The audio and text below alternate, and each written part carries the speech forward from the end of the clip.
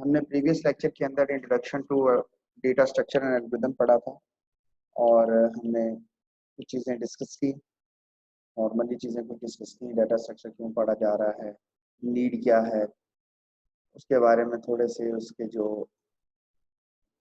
हमारे पास स्ट्रक्चर्स हैं जिसमें हमने कहा कि लीनियर और नॉन लीनियर डाटा स्ट्रक्चर कौन कौन से हैं, हम उसके बारे में थोड़ी सी बात की। आज हमारा जो टॉपिक है वो बेसिकली डाटा स्ट्रक्चर के ही अंदर हम एल्गोरिथम की एफिशिएंसी और उनकी कॉम्प्लेक्सिटी के बारे में बात करने लगे हैं कि what is mean by the algorithm efficiency and complexity. अच्छा, पहली बात तो ये है कि मैं तमाम अपने स्टूडेंट्स को कहूँगा कि जहाँ पे भी बच्चों आपको लगे आप उसी जगह पे मुझे रोकें और मुझसे क्वेश्चन फायर करें। रीजन इज दैट कि ये जो टॉपिक है ये ऑब्जेक्टिव पॉइंट ऑफ व्यू से बड़ा इंपॉर्टेंस रखता है। ऑब्जेक्टिव के लिए कोई भी एरिया जो उनसे वो मैं इसको बड़ी आसानी से यहाँ से यूटिलाइज कर सकता हूँ। तो अगर आपको चीज़ें नहीं पता होंगी, ब्लर होंगी, आपको आइडिया नहीं होगा तो आप उसमें स्टक हो जाएंगे। तो लिहाजा साथ साथ चीज़ें क्लियर करते जाइएगा ताकि जो अच्छे स्टूडेंट्स हैं वो अपने ग्रेड्स को यहीं से ही प्लस करते जाएं। बात करते हैं सबसे पहले एल्गोरिथम्स की डेफिनेशंस के बारे में, जो ऑलरेडी हमने पिछले लेक्चर के अंदर डिस्कस की थी कि an algorithm is a set of instructions that perform a particular task. Basically the task is that to convert the input into output.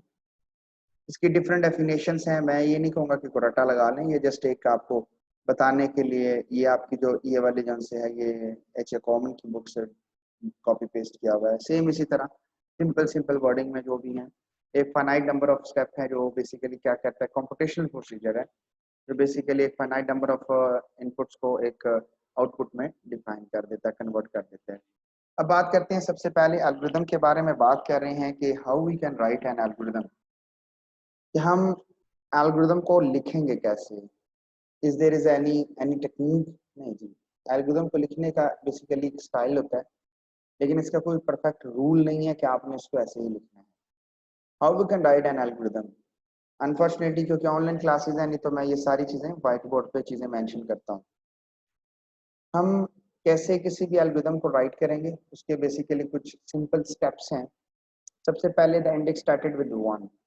हम किसी भी जो एरे है, if we want to define an array within any problem algorithm या algorithms के अंदर, तो then the index of array started with 1। The every statement is indicated with the first statement. याद रखिएगा, द नो वेरिएबल डिक्लेरेशन, कोई variable की declaration नहीं होगी। There is no int double char, there is nothing else, there is no semicolon, so it means there is no terminator. The every line, the every statement is considered as a single statement. Every line basically. Assignment statement, you can use the two assignment statement. You can use this one or you can also use this one. It's your own decision. This one, like this one. This is called assignment statement. You can also use the both.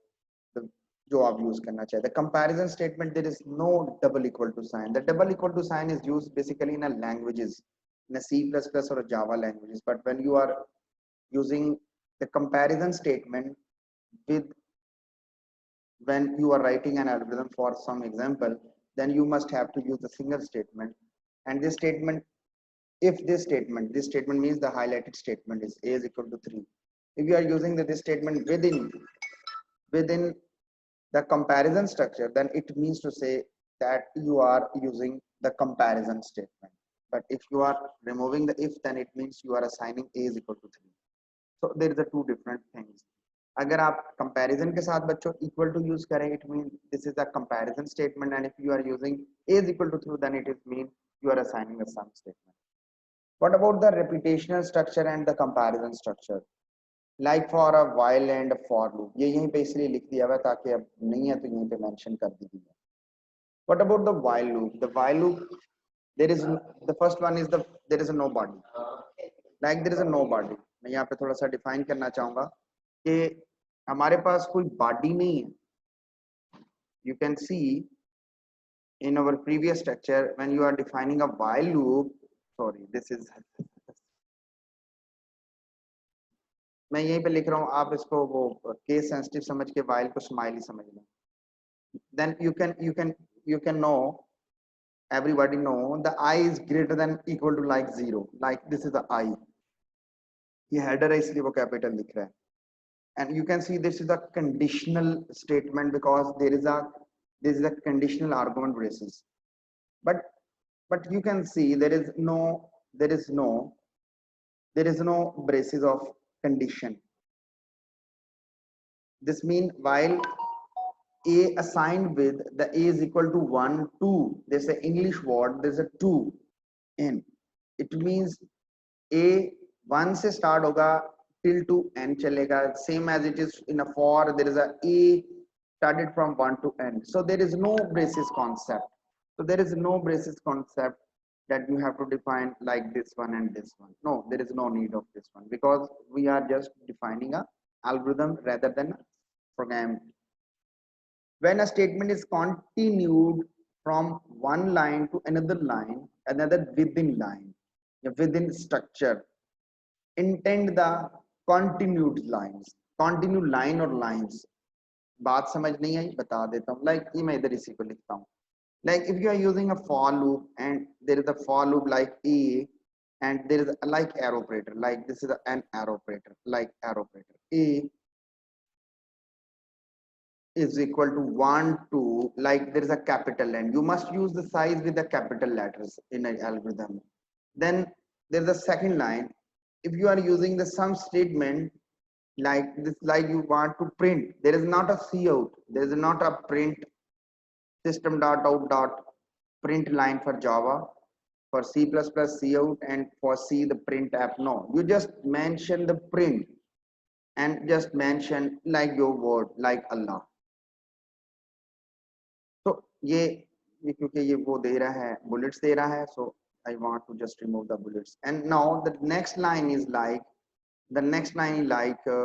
whatever, like there is the if structure. If a is equal to 3, then you must be remember this thing, that this statement is present, it's a part of this for loop, but the if is not the part of this loop. But if you are attend this one like this one, that this means that these two statements are present within this structure.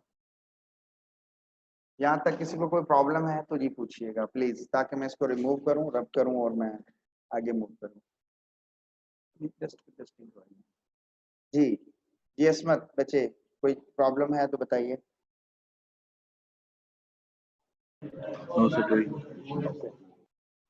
तो basically ये simple कुछ veg हैं जो basically define करते हैं कि हम किस तरह किसी भी एल्गोरिथम को अपने प्रोग्राम में डिफाइन कर सकते हैं. हमने बात की एफिशिएंसी के बारे में, एक लिटिल बिट थोड़ी सी बात की. अब हम बात कर रहे थे एल्गोरिथम्स के बारे में, क्योंकि आगे हमने किसी भी एल्गोरिथम या प्रोग्राम की जो एफिशिएंसी है हम उसको मेजर करना चाहते हैं. हमारा जो आज का टॉपिक है वो बेसिकली क्या है, how to measure the efficiency of or yeah, the time complexity, yeah, efficiency and the complexity of the algorithm in the form of time, in the form of space. So the first one is the efficiency of an algorithm. Basically हमने पढ़ा कि what is meant by the efficiency of algorithm. Efficiency of algorithm क्या होती है कि वो algorithm अपने given constraints के अंदर according to their time and according to the memory वो कितना फास्ट है, how much fast is it.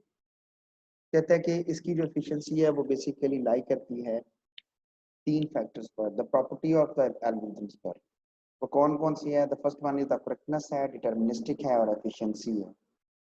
वो कहता है कि किसी एल्गोरिथम की जो प्रॉपर्टीज हैं वो बेसिकली उस एल्गोरिथम की एफिशिएंसी पर इन्हिसार करती है. एक उसकी करेक्टनेस है, एक उसकी डिटरमिनिस्टिक है और तीसरी उसकी एफिशिएंसी है. What is meant by the correctness? Correctness से मुराद ये है कि आपने जो एल्गोरिथम बनाया था क्या वो करेक्ट वर्क कर रहा है, क्या वो करेक्ट आउटपुट प्रोड्यूस कर रहा है कि नहीं. लाइक अगर आप उसको 2 जमा 2 देते हैं, मैं एक सिंपल सी एग्जांपल से समझाना चाहूँगा, then it must have to produce 4, वो उसको 4 प्रोड्यूस करेंगे. या फॉर एग्जांपल आपने एक प्रोग्राम को एक करेक्ट इनपुट दी और उसने उसको करेक्ट आउटपुट दी.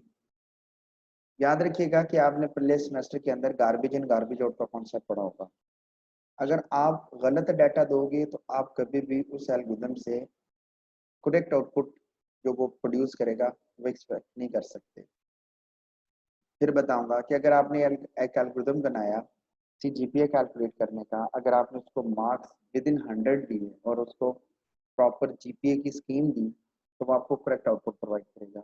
लेकिन अगर आपने उस एल्गोरिथम को गलत बनाया, याद रखिएगा, आपने उसको गलत बनाया तो वो जो आउटपुट प्रोड्यूस करेगा वो आउटपुट भी उसी के अकॉर्डिंगली गलत ही होगी।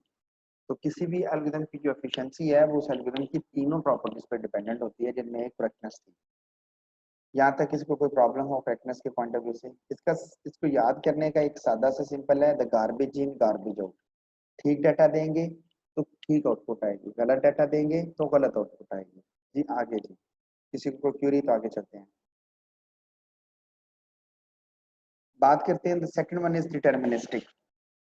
डिटर्मिनिस्टिक पॉइंट ऑफ व्यू से अगर थोड़ा सा मैं बयान करना चाहूँ, तीसरा एफिशिएंसी है वो आप लोग ऑलरेडी जानते हैं कि कोई एल्गोरिथम एफिशिएंट होगा कि वो कितनी जल्दी उसको हल करता है, how many steps are required for algorithm to complete a particular task. ये ऑलरेडी ये डेफिनेशन 2-3 बार हमने डिफरेंट वे से डिफरेंट एंगल से पढ़ लिया। डिटर्मिनिस्टिक्स के बारे में मैं थोड़ा सा यूं बयान करता हूँ कि लाइक मैंने इस क्लास में, मैं एग्जांपल क्लास के लेना चाहूँगा कि मैंने फॉर एग्जांपल जफर सानी को मैंने एक एल्गोरिथम दिया, एक प्रॉब्लम दी और मैंने कहा कि यू जस्ट डिजाइन एल्गोरिथम, और जफर वो एल्गोरिथम डिजाइन कर लेता है। फॉर एग्जांपल वो एक जीपीए कैलकुलेट का एक एल्गोरिथम है। देखें एल्गोरिथम की बात कर रहा हूँ, उसकी इम्प्लीमेंटेशन की बात नहीं कर रहा, एल्गोरिथम है जी, ठीक है। आगे देखेंगे कौन से एल्गोरिथम्स हैं हम। उस एल्गोरिथम को मैंने दिया, उसने मरियम को भी दे दिया, माविया को भी दे दिया, असमत को भी दे दिया। अब तीनों को वो दे दिए जी उसने, मतलब मरियम को भी, माविया को भी, असमत को भी, वो तीनों एल्गोरिथम्स दे दिए। अब ये एल्गोरिथम्स तीनों के पास मौजूद हैं। वो अब जरा गौर से देखिएगा, एक तो है उनके पास लैंग्वेजेस, अब कोई जावा में करे, कोई सी प्लस प्लस में करे, या कोई पास्कल में करे, या वो राइट किसी एक ही लैंग्वेज में करे। लाइक तीनों बच्चों ने, तीनों स्टूडेंट्स ने उसे किसी एक ही लैंग्वेज के अंदर इम्प्लीमेंट किया, लेकिन जो इन्वायरमेंट था उसका वो डिफरेंट था। जो इन्वायरमेंट था वो डिफरेंट था। इन्वायरमेंट से मुराद क्या होता है?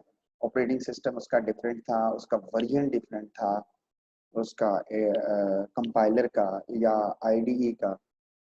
मतलब इन्वायरमेंट कंप्यूटर का क्या हो सकता है? या ऑपरेटिंग सिस्टम चेंज है, या जो सॉफ्टवेयर यूज कर रहे हैं उसका वर्जन चेंज है, या उसका कंपाइलर किसी और नौयत का है। कंपाइलर रहेगा वही बट किसी और फॉर्म का, किसी और वर्जन का। और उसे इनपुट दी, पहले उसको इनपुट दी 2+2, उसने 4 जनरेट किया। फिर 2 दी एफिशिएंसी जनाब, उसने 2+6 जनरेट कर दिया। फिर 2+2 दिया, फिर उसने 4 कर दिया। यानी कभी वो ठीक प्रोड्यूस कर रहा है, कभी वो रॉन्ग इनपुट प्रोड्यूस कर रहा है। तो किसी भी एल्गोरिथम के अंदर डिटर्मिनिस्टिक होना जरूरी है कि वो दूरंदेशी पॉइंट ऑफ व्यू से अपने आंसर्स को करेक्ट करे, रेदर देन प्लेटफॉर्म। यानी इंडिपेंडेंट नहीं है वो, डिपेंडेंट नहीं है बल्कि इंडिपेंडेंट है। तो वो डिपेंडेंट नहीं है कि वो एल्गोरिथम इसी लैंग्वेज में किया जाएगा तो आंसर ठीक देगा और एफिशिएंट होगा, बड़ा फास्ट होगा, नहीं। कहने से मुराद ये है कि वो इन चीजों से बालातर होगा, उसके अंदर ये डिटर्मिनिस्टिकली ये प्रॉपर्टी एग्जिस्ट करती रहेगी। यहाँ तक इसको कोई क्यूरी है तो पूछ सकता है, मैं अगली ताकि कंप्लीट करूँ। एफिशिएंसी, इसकी डेफिनेशन ऑलरेडी मैंने फिर दोबारा बता दी है। किसी एल्गोरिथम की जो कम्प्लेक्सिटी है, जैसे हम नॉर्मली कहते हैं कि किसी एल्गोरिथम की जो कम्प्लेक्सिटी है वो क्या है, बेसिकली कि वो एल्गोरिथम कितने टाइम में किसी प्रॉब्लम को हल करता है।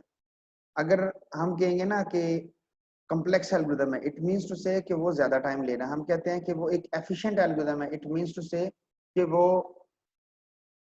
थोड़े टाइम के अंदर थोड़े टाइम के अंदर एक बड़ी प्रॉब्लम को हल करने की एबिलिटी रखता है।